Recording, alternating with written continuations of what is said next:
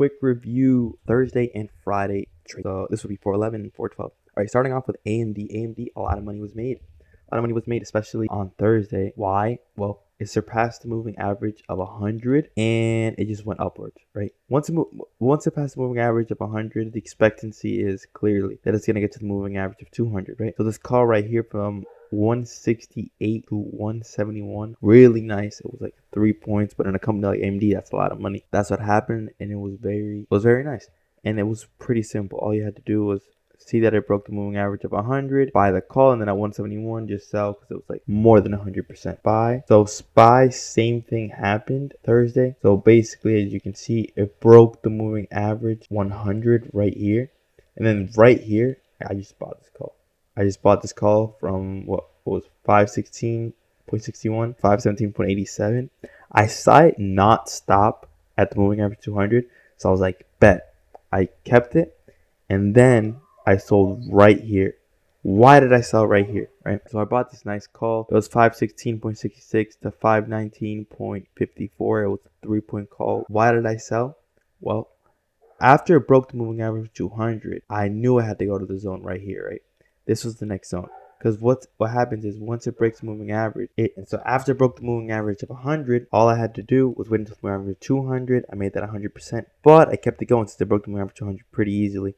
And I just waited to the next zone, 519.47. It was a nice 3-point call in SPY, and that's a lot of money for SPY. That's up at least 300%, right? And then after I saw that it was like at the zone, it wasn't really breaking it. It started going down, up, down. I was like, oh yeah, let me sell it. And then bam, just sold it right here, and it was perfect. And then today with SPY Friday, basically it woke up like a lot downwards, like 515.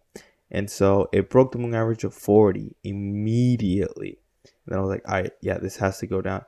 So I just bought this put 515 to 512, a nice 3-point put. 100% made right here.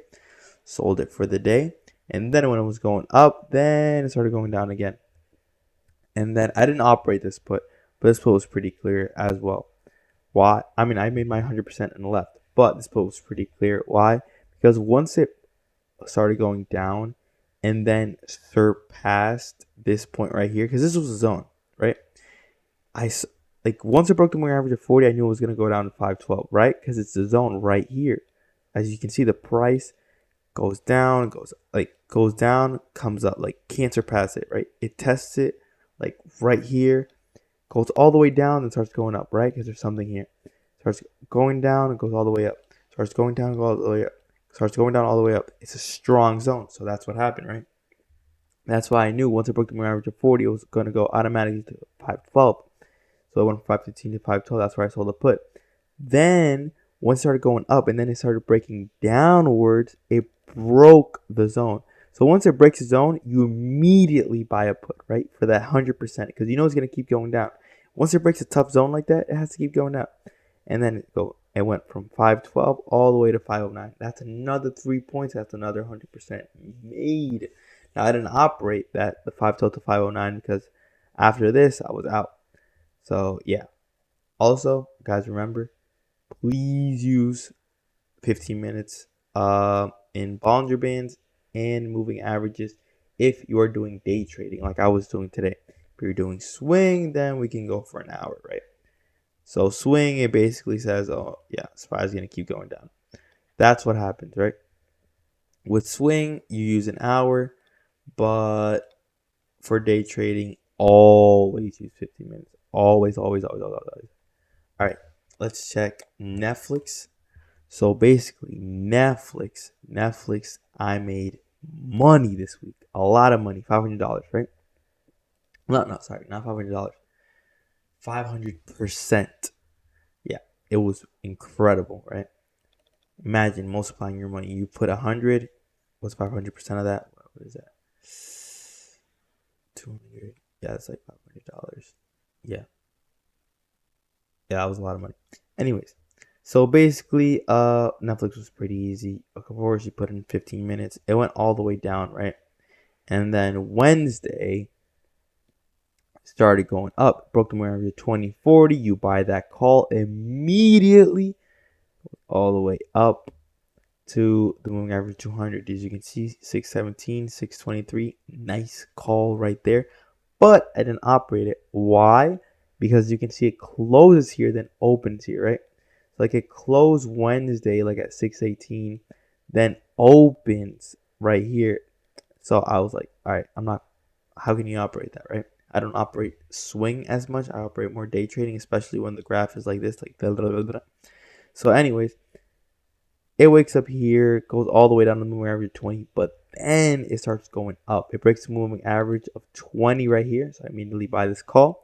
It goes all the way from 619 to 622, the moving average of 100, surpasses the moving average 200, and then I entered another call.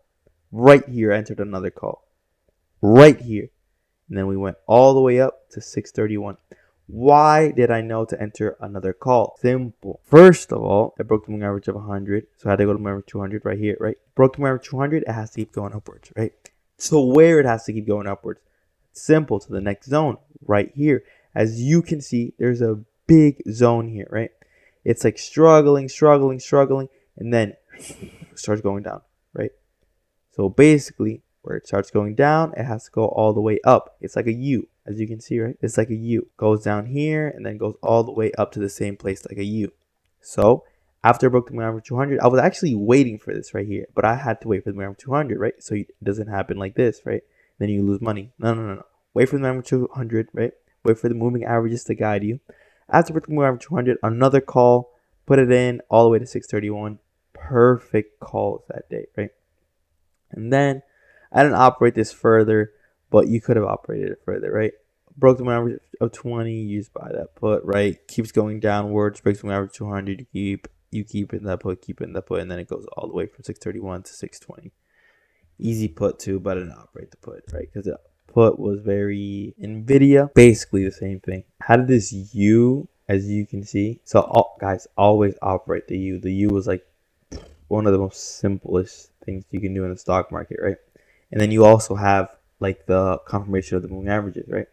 So, okay, Nvidia broke the moving average 20, broke the moving average of 40, right? This call right here, you could have operated, right? Moving average 20 and 40. I waited until it broke the moving average of 40. After it broke the moving average of 40, went from 856 all the way to 869, which was the moving average of 100. Right here, I sold. As you can see, the zone was getting a little spiky, and I feared that it was going to go down, right? Of course, you just sell right here.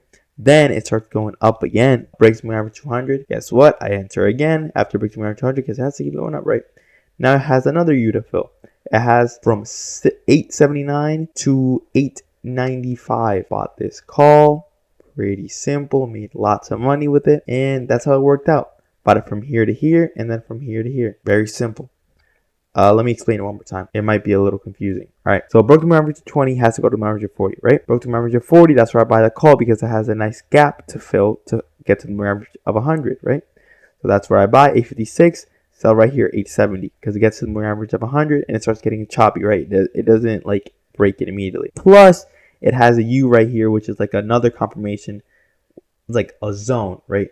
So it's even a stronger zone. The moving average of 100 is there, plus a zone that confirms a U is there. So didn't want to take my chances. I sold right here, right? Then it starts getting a little choppy, breaks the moving average of 200 because it closes here, right? Wednesday, opens here Thursday, right? After this, it breaks the moving average 200. I immediately buy the call. Why? Because I expected it to get to here. 878. I expected it to go to 888, right? It was the next zone. Why is it the next zone? Because as you can see, it went up and then it went down, right? And the other moving average of 100 was there. So it was like another zone. Bought it right here, 878 all the way to 889. Had a really good call. It kept going, right? It kept going. So I was like, I bet. And I saw this, 895.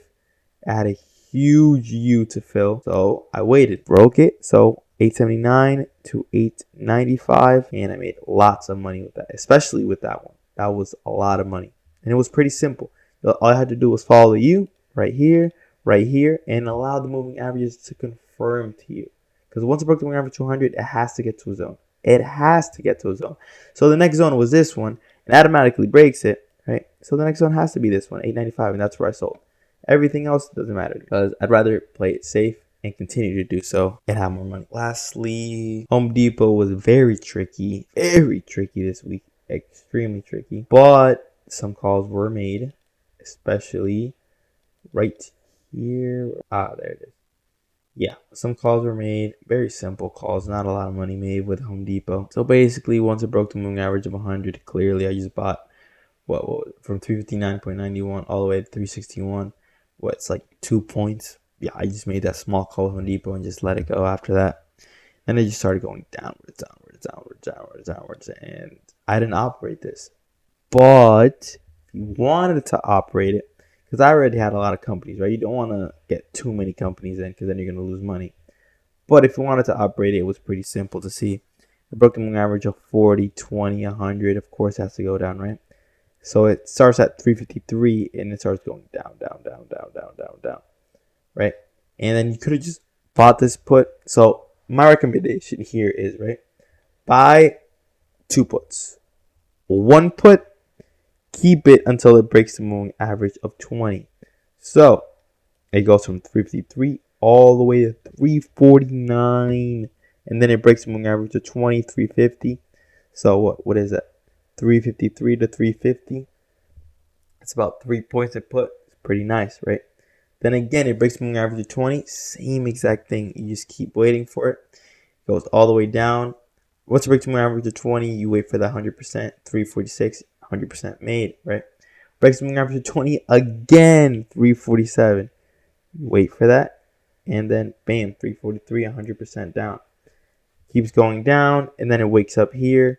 It's not above the moving average of 20, so you buy another put, and then it goes all the way down to here. It never passes the moving average of 20 again, and then you make even more money. That's how I operate these puts, right? No moving averages to guide you as much, so I just buy the put and wait until it breaks the moving average of 20. Once it breaks the moving average of 20, I sell. Simple. All right, guys. Hope you have a wonderful day. Please like, comment, and subscribe, and click the links if you want to trade with other people's money for Apex Trader funding. If you want to use the same platform, TC2000. And I'm about to make a Discord. Thank you guys so much and enjoy.